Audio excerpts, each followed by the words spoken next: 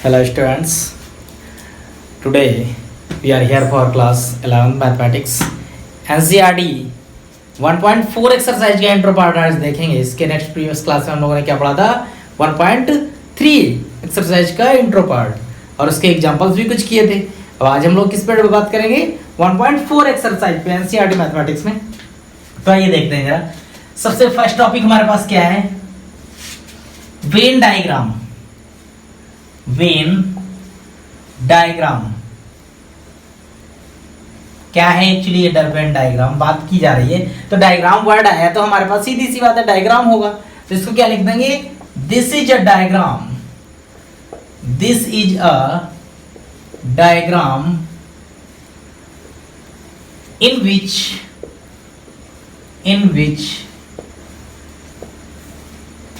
universal set, in which is universal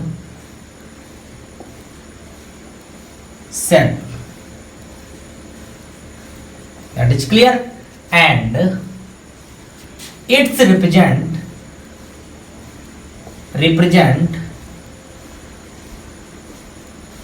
by rectangle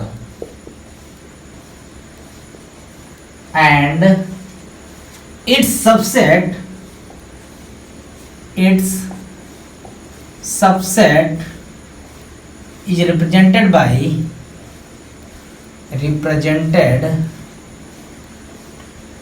by circle या enclosed curve।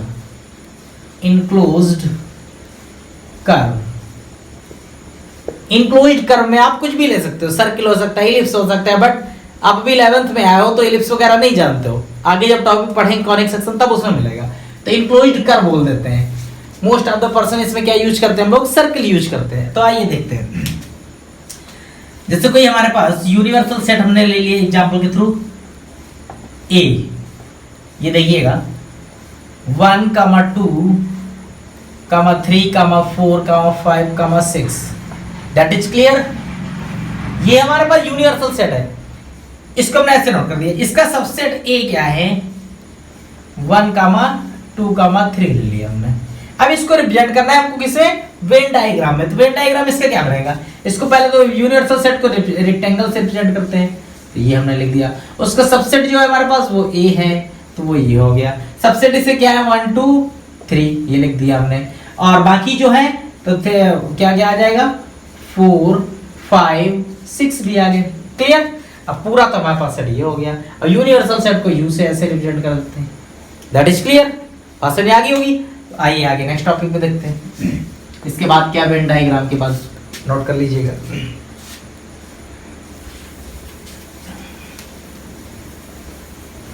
इसके बाद हमको पढ़ना है यूनियन ऑफ टू सेट्स। क्या पढ़ेंगे हम लोग, यूनियन ऑफ, सेकेंड टॉपिक है हमारे पास यूनियन ऑफ टू सेट्स। फिर इसकी प्रॉपर्टी पढ़ेंगे। यूनियन ऑफ टू सेट्स की बात कर रहे हैं। Let A and B be the two sets and then the union of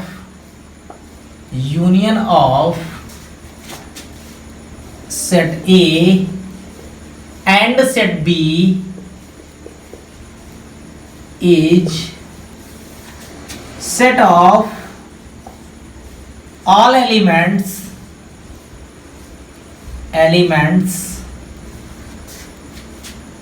set A and set B, but every element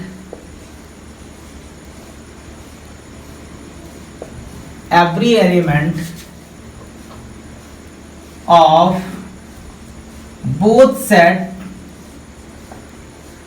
is taken at once, taken at once. Clear. इस definition का जरा मतलब समझिएगा क्या बोला जा रहा है। Let A and B the two sets, कोई हमारे पास टू सेट्स हैं A and B, and then union of two set A and B, दोनों का जो यूनियन होगा वो क्या होगा, is the set of all element set A and set B, यानी दोनों के एलिमेंट सेट ए और सेट बी का कॉम्बिनेशन होगा। बट कंडीशन है every element of both sets, दोनों सेट्स के every elements is taken at once, only one time ही आएंगे। मतलब अगर कोई एलिमेंट्स 2 टाइम या 3 टाइम्स रिपीट हुआ है तो वो ओनली कितनी बार यूज होगा, only at once, one time. Understand? आगे अब देखिए इसका एग्जांपल एक देख लेते हैं।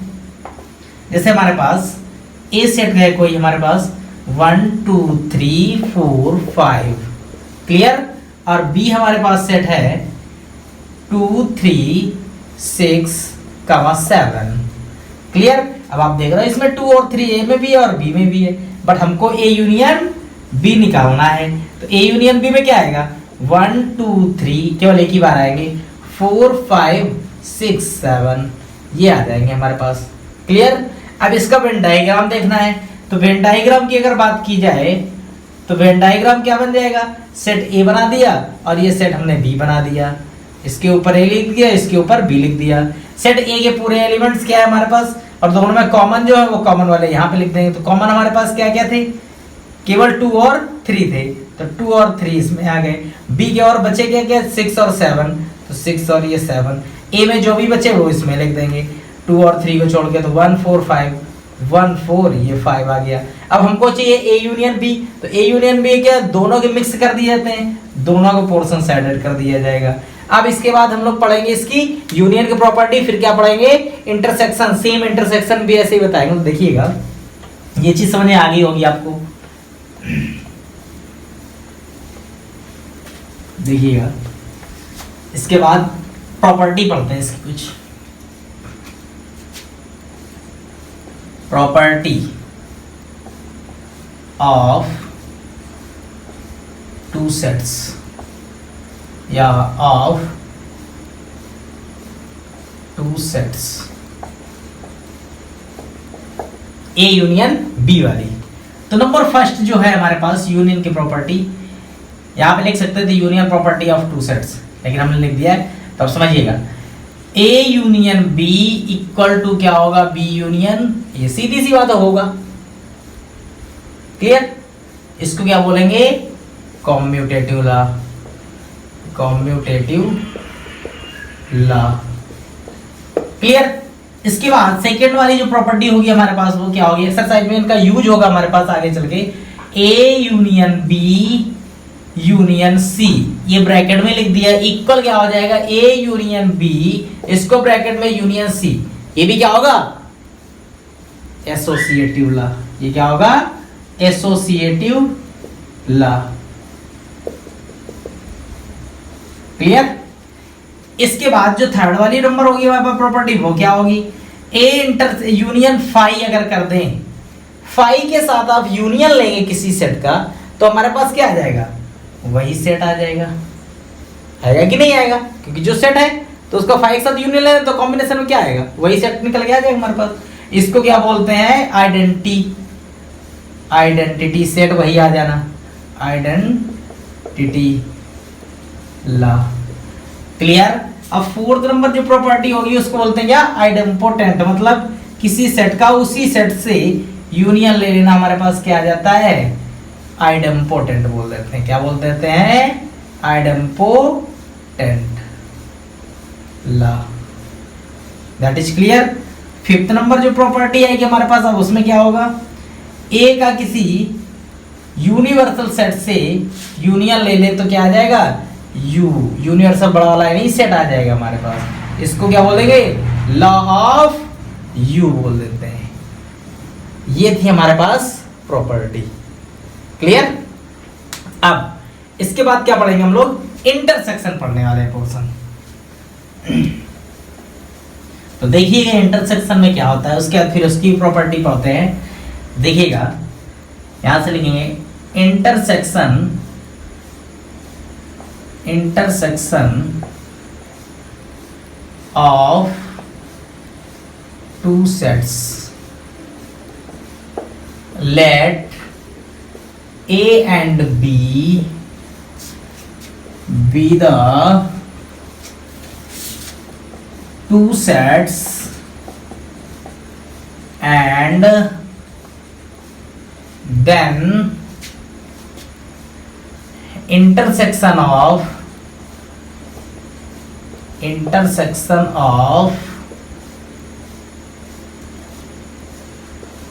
two sets,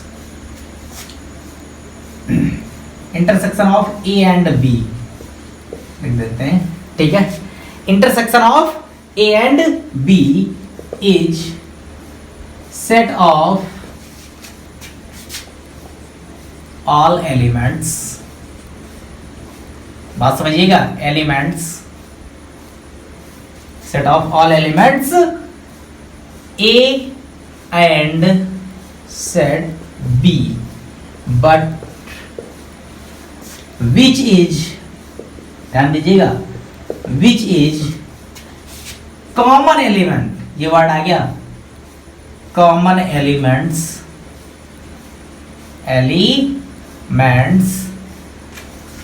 इन बोथ सेट्स, क्या लिखेंगे, बोथ सेट्स, कर लगे देखिएगा। Let A and B be the two sets and intersection of A and B is the set of all elements set A and set B.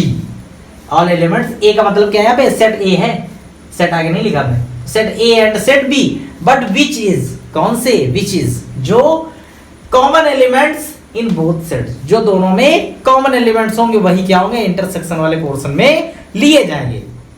ये चीज हमारे पास समझाएगी ये। तो अब समझिएगा, इसका एग्जांपल देखिए था एक जरा, सेट ए कोई है हमारे पास 1 2 3 और ये 4 और ये 5 6 7, that is clear. B set हमने ले लिया इसका 3, 4, 9, ऐसे लिख लिया। तब इंटरसेक्शन बी हमारे पास क्या आ गया, इंटरसेक्शन का साइन अपोजिट ए बन जाता है, बीच में लाइनिंग नहीं कट करते हैं, तो क्या आ जाएगा इसमें, जो कॉमन होंगे दोनों, तो दोनों सेट में क्या कॉमन है, 3, 4, यही हमारे पास क्या आ गया, ए इंटरसेक्शन बी वाला पोर्शन आ गया। बात समझ आ गई, ये चीज थी। इसका अगर वेन डायग्राम देख ले, वेन डायग्राम, तो इसमें क्या आएगा हमारे पास, देखिए जरा,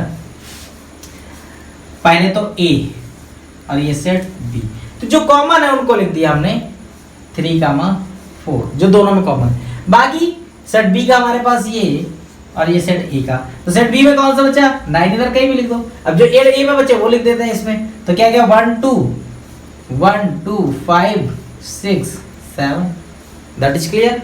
अब हमको क्या चाहिए, इंटरसेक्शन वाला पोर्शन, तो इंटरसेक्शन वाला ये वाला साइडेड हो जाएगा हमारे पास, ये आ गया ए इंटरसेक्शन बी, क्लियर। इसको मैथमेटिकली भी बता देते हैं, यूनियन हमने नहीं बताया, उसको लास्ट में बता देंगे।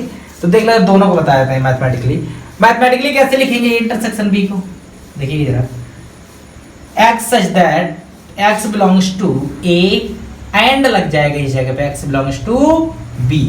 और अगर इसको यूनियन वाला लिखना होता, a यूनियन b, तो क्या लिख देते, x such that x belongs to a, इस जगह और लगा देते, x belongs to b। ये होते हैं दोनों के मैथमेटिकली स्टेटमेंट। बात समझ आ गई, ये चीज थी। अब इंटरसेक्शन की प्रॉपर्टी देख लेते हैं जरा, क्लियर, देखिएगा, नोट करते जाइएगा। प्रॉपर्टी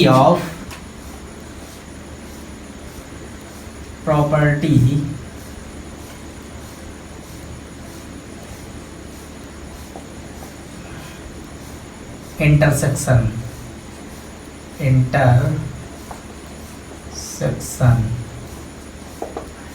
प्रॉपर्टी ऑफ इंटरसेक्शन, देखिएगा जैसे उसमें होती थी कम्यूटेटिव लॉ, तो ए इंटरसेक्शन बी इक्वल क्या हो जाएगा, बी इंटरसेक्शन ए, इसको क्या बोलेंगे, कम्यूटेटिव लॉ,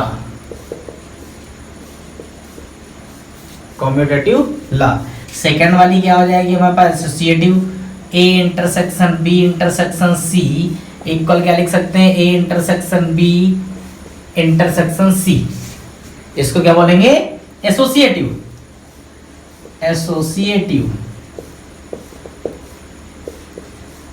ला। क्लियर। आगे थर्ड वाली क्या थी? थर्ड वाली देखिएगा, ए इंटरसेक्शन फाई। भैया ए के साथ इंटरसेक्शन लेंगे फाई, जब कॉमन ही कुछ नहीं होगा तो क्या मिल जाएगा हमको? फाई। क्लियर। ये चीज थी। इसी में अगर कॉमा करके बताते हैं, ए इंटरसेक्शन यू कर दें, ए इंटरसेक्शन यू कर दें तो क्या आएगा? वही सेट जो कॉमन है यू में वही आ जाएगा, सेट ए ही। तो इसी को क्या बोल देते हैं? Law of U. क्लियर। इसको क्या बोलेंगे? Law of phi. बात समझ आ गई? ये दो प्रॉपर्टीज बता दी। अब फोर्थ वाली, ये इसको ले लेते हैं थर्ड, इसको फोर्थ ले लिया हमने, इसको ले लेते हैं फिफ्थ। क्लियर। तो फिफ्थ में क्या देखना है?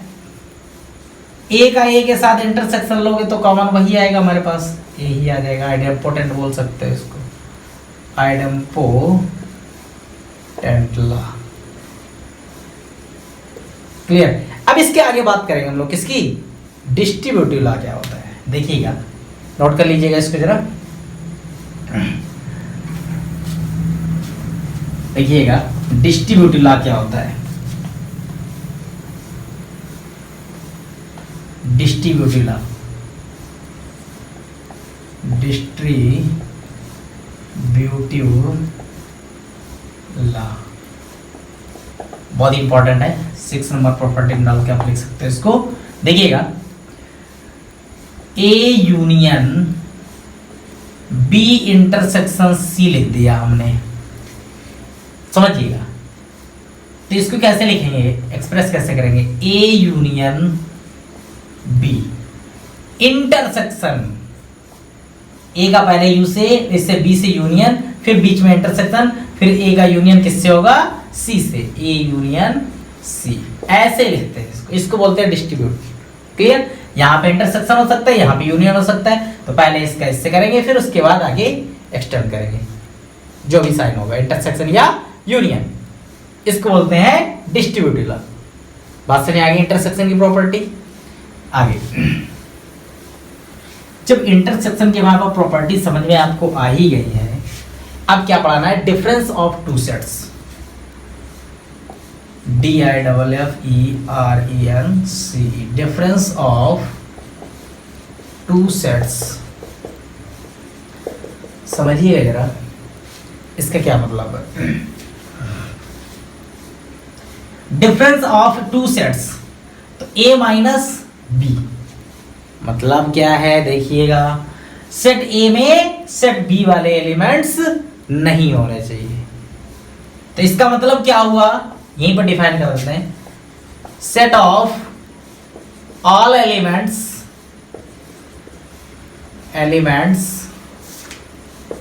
Of A which is does not belongs to B, जो सब B से बिलोंग नहीं करना चाहिए, ये चीज है। तो A है अगर हमारे पास 1 2 3 4 5, क्लियर, और B है हमारे पास 3 4 5। हमको निकालना है क्या? A minus B. तो A माइनस बी निकालेंगे तो A से B वाले एलिमेंट हटा, तो ये 3 4 5, तो क्या क्या बच जाएगा? 1 2 बच जाएगा। बात समझ आ गई? ये चीज थी। अब ये जैसे 1 2 आ गया हमारे पास, इसका वेन डायग्राम बनाना है हमको, तो उसको भी जरा देख लीजिए। वेन डायग्राम, 2 सेट है हमारे पास A एंड ये B, क्लियर। B वाला 3 4 5 कॉमन है, 3 4 5। अब बचा क्या हमारे पास? 1 2 सेट A में, 1 2 बच गया। a माइनस बी निकालना है तो क्या कौन सा वाला पोर्शन आ जाएगी? ये 3 4 5 हटा दें, बी में भी आ रहा है, वो दोनों में कॉमन है, तो ये वाला केवल पोर्शन हमारे पास बच जाएगा। इतना पोर्शन ये पूरा रिमूव हो जाएगा बी वाला। क्लियर? बात समझ आ गई होगी? ये चीज है जो दोनों में कॉमन है, वो वाला पोर्शन हटा दिया, ए में जो बचे वो 1,2 वाला है, सेट कर दिया हमने। क्लियर? ये चीज थी। इतने टॉपिक हमको इसमें पढ़ने थे। 1.4 एक्सरसाइज में कौन कौन से पढ़ लिए हमने? एक बार रिवाइज करा देते हैं जरा। Venn diagram, union of two sets, intersection of two set, दोनों की प्रॉपर्टी, एंड और क्या पढ़ा आपने? Difference of two sets. Clear? अब हम एक नई चीज बता रहे हैं। नल सेट को, ये सब पढ़ने के बाद ही आता है वो, नल सेट को, कोई नल सेट है हमारे पास, उसको वेन डायग्राम में कैसे रिप्रेजेंट करेंगे? तो देखिएगा, how to represent Venn diagram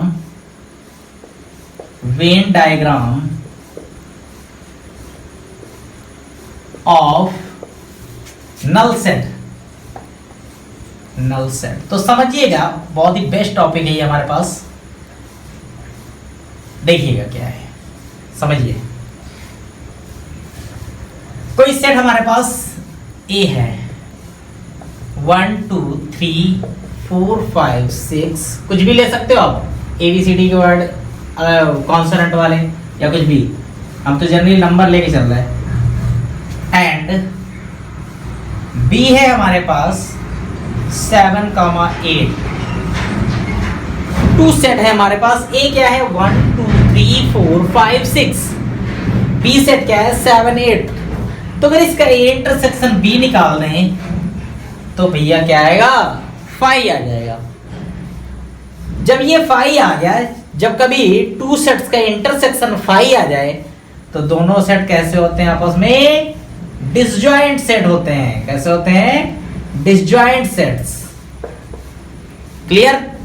और डिसजॉइंट सेट का कभी भी बोल दिया जाए टू सेट्स डिसजॉइंट हैं तो उसका इंटरसेक्शन क्या होना चाहिए? 5 होना चाहिए प्रूविंग में। जब प्रूव करेंगे तो उसका इंटरसेक्शन 5 आएगा। तो क्लियर? अब देखते हैं, ये 5 आ गया, इसको वेन डायग्राम में रिप्रेजेंट करना है हमको, तो सीधी सी बात है, आप बना दीजिएगा। ए और ये बी।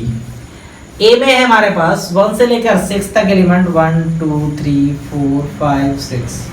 क्लियर? बी में क्या है? 7 8, 7 और ये 8। कुछ कॉमन है नहीं, तो हमारे पास सीधी सी बात है, जब कॉमन नहीं है तो इसमें क्या आ जाएगा? A intersection B equal to 5। अगर कॉमन होता तो इसको सेडेड करते। तो अब जब कॉमन नहीं है तो इसमें कौन सा पोर्शन आ जाएगी? ये वाला कॉमन वाला छोड़ देंगे, यानी कि ये कॉमन छोड़ दिया तो इंटरसेक्शन बी का मतलब क्या हो गया? 5। कुछ भी है ही नहीं। क्लियर? एक भी एलिमेंट्स नहीं है, तो ये सेडेड पोर्शन आ गया हमारे पास।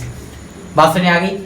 अब इसके बाद नेक्स्ट टर्म पे जो बात करेंगे हम लोग, वो 1.5 एक्सरसाइज की बात करेंगे, complement of the set. What is complement of set? तो इसको पढ़ के आइएगा, इसके एक्सरसाइज के पूरे क्वेश्चन आप कर सकते हो। तो नेक्स्ट टर्म पे मुलाकात करते हैं, आगे देखेंगे। फिर उसके बाद नेक्स्ट प्रीवियस क्लास में हम लोगों ने वेन डायग्राम के बारे में डिस्कस किया था, और आज हम लोग जिस टॉपिक के बारे में डिस्कस करना था, हमने शायद आपको बताया होगा, कॉम्प्लीमेंट सेट्स के बारे में डिस्कस करना था। किसके बारे में डिस्कस करना था हमको? कॉम्प्लीमेंट्री सेट के बारे में। तो कॉम्प्लीमेंट सेट क्या है हमारे पास, इस पे पहले हम फोकस करते हैं। तो देखिए जरा कॉम्प्लीमेंट सेट क्या होता है। कॉम्प्लीमेंट्री सेट्स, कॉम्प्लीमेंट्री सेट क्या होता है? कॉम्प्लीमेंट्री सेट तो देखिएगा, let a set U be a universal set.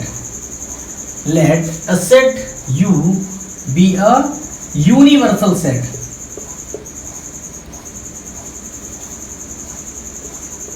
Universal set. And let u set let u sorry let a set u be a universal set and any set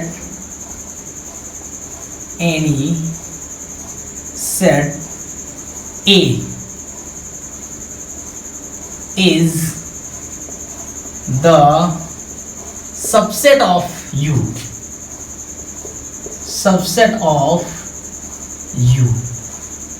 universal set है हमारे पास U, और यह इसके बारे में आप लोग पढ़ चुके हैं यूनिवर्सल सेट के बारे में पहले ही 1.2 एक्सरसाइज में. A is the subset of U.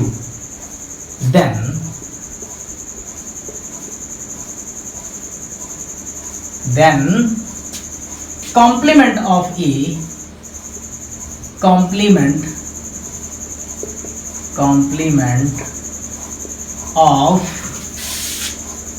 set A is represented कर देते हैं by A dash. किससे रिप्रेजेंट करते हैं? A dash is set of all elements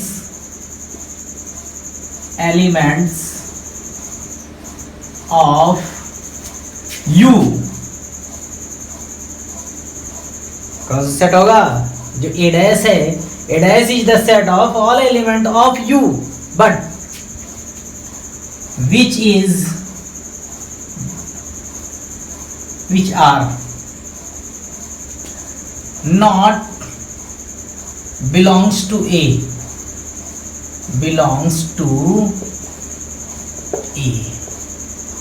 double dash लगाते हैं, इसको डार्क पॉइंट लिख देते हैं जिसकी बात की जा रही है. ये डिफिनेशन है हमारे पास की. इसका मतलब क्या सेट कैसे समझते हैं? Let a set U be a universal set. मतलब कॉम्प्लीमेंट्री सेट के लिए हमको क्या करना, सबसे पहले क्या है होना चाहिए? यूनिवर्सल सेट होना चाहिए. उसके बाद any set A is the subset of you. दूसरा जो सेट है हमारे पास वो क्या होगा? इसका सबसेट होना चाहिए. अंडरस्टैंड? आगे देन कॉम्प्लीमेंट ऑफ ए.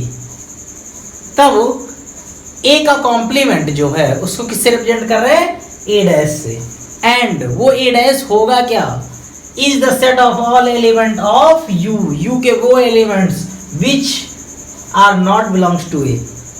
ये यहाँ पे which are not present in A कर सकते हो, जो ए में ना हो. मतलब कौन सी बात कह दी गई मैथमेटिकली? अगर इसको बात करते हैं, यू ए डैश की बात की जा रही है तो यू माइनस ए. हम आपको फॉर्मूले से भी बता सकते थे कि यूनिवर्सल सेट में उसके सबसेट को सब्ट्रैक्ट कर देंगे तो क्या निकल आएगा? ए डैश निकल के आ जाएगा हमारे पास. बस हो जाएगी.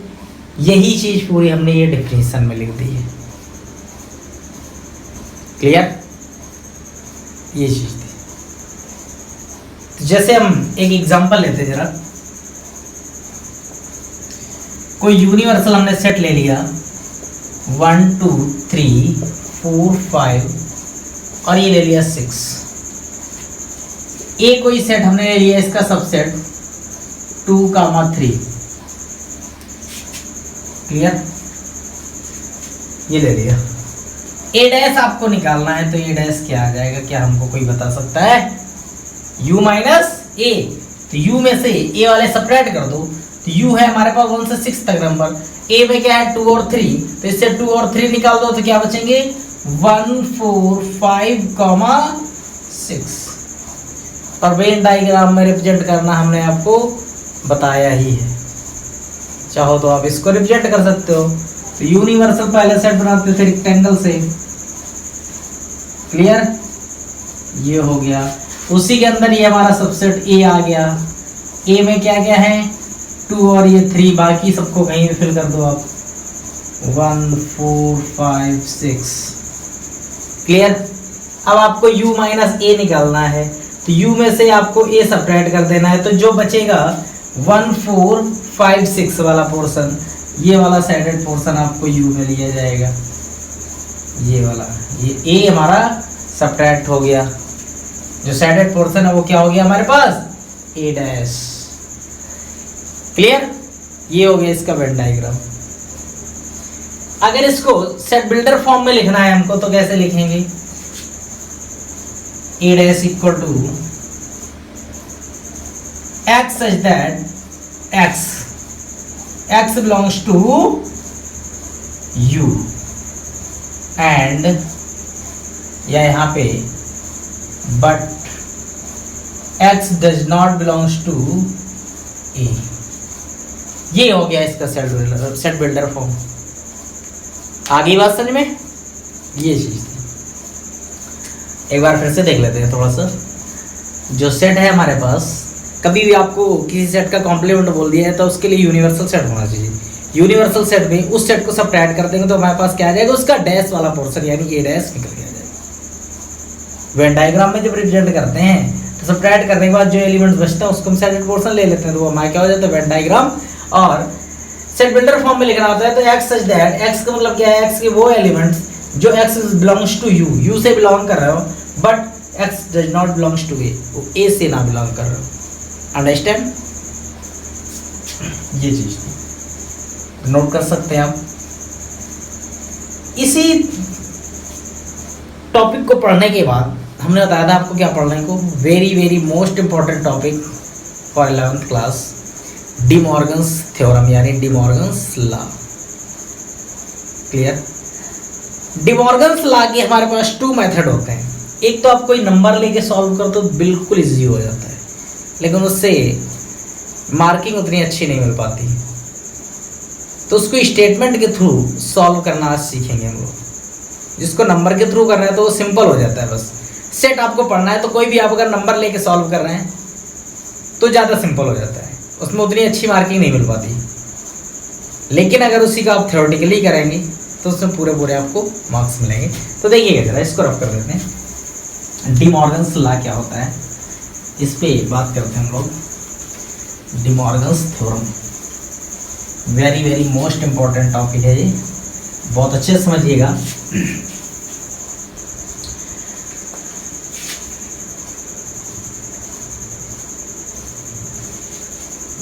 डी मॉर्गन्स लॉ,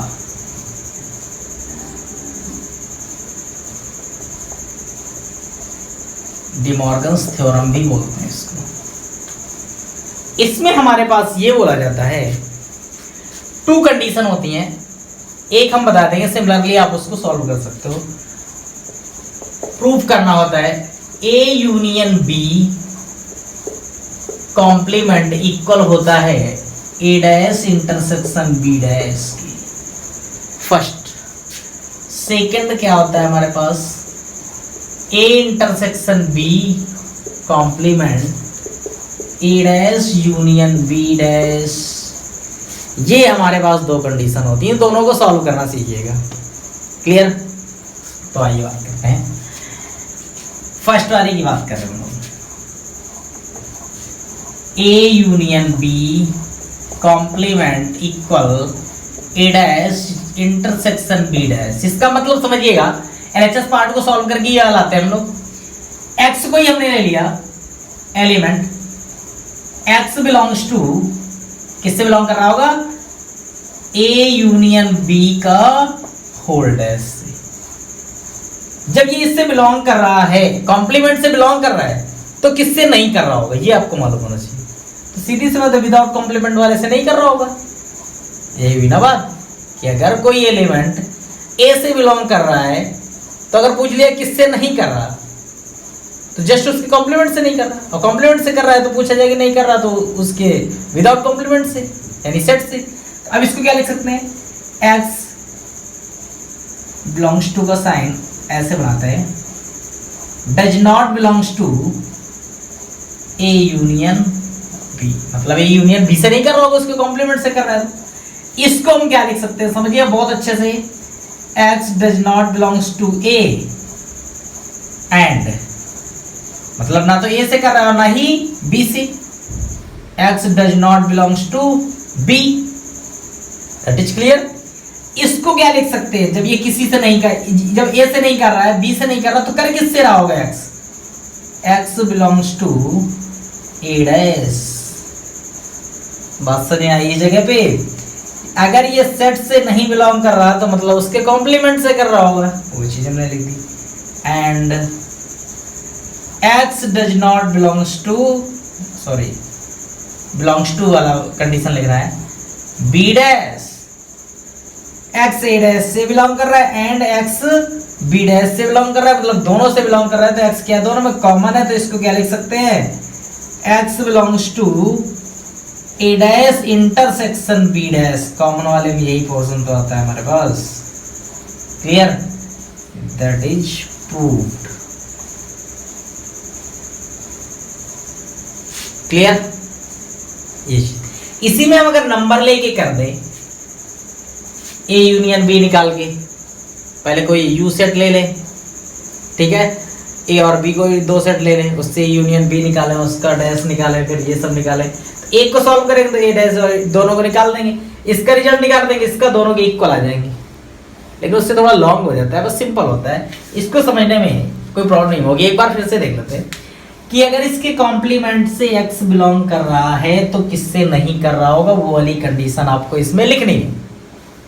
कॉम्प्लीमेंट से कर रहा है तो विदाउट कॉम्प्लीमेंट से नहीं कर रहा होगा, वो हमने लिख दिया। इसको एक्सप्लेन कर दिया अलग अलग कि x does not belongs to A and x does not belongs to B.